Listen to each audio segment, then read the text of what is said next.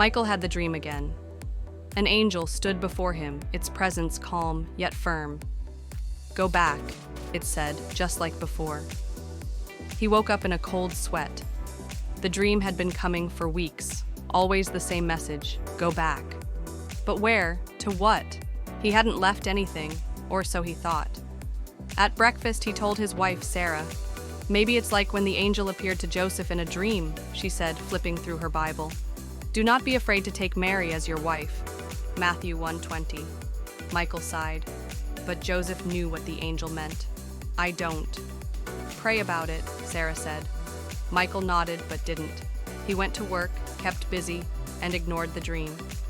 But that night it returned. The angel's voice was gentle but unshakable. "Go back." The next morning, Michael sat at the kitchen table, Bible open, but his mind elsewhere. Sarah noticed. "Still the dream?" she asked. "Yes." "And you still don't know what it means?" "No." She reached across the table and took his hand. "Michael, what have you left behind? What did you walk away from?" He frowned. He hadn't left a job, a home, or a relationship. But something about her words struck him. Later that day, as he drove to work, he passed the small church where he had once been a deacon. He hadn't been inside in years. Life had gotten busy. He had told himself he needed a break. That break had stretched into something longer.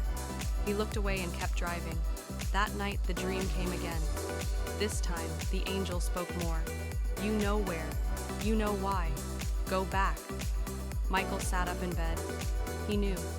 Sunday morning, he stood outside the church doors. People greeted him with surprise and warmth. The pastor shook his hand. "Good to see you, Michael." He sat in the back, heart pounding. The sermon was on Jonah. "He ran," the pastor said, "but God called him back." Michael exhaled. It was clear now. He had run, not in body, but in spirit. He had distanced himself from the place and the people where God had once placed him.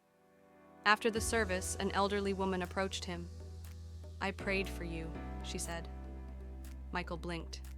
"You did?" "God always brings his children home." He nodded. He had ignored the dream. He had ignored the call. But God had been patient. That night, Michael didn't dream of the angel. He didn't need to.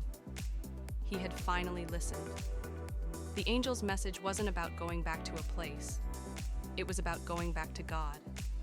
Remember. 1. Angels in dreams can represent protection, guidance, or a message from God. Biblical examples like the angels who appeared to Mary or Joseph might suggest that God is sending a message or encouragement. 2. Pray for clarity to understand the message. Angels in the Bible often delivered God's will, so reflect on whether God might be prompting you for action.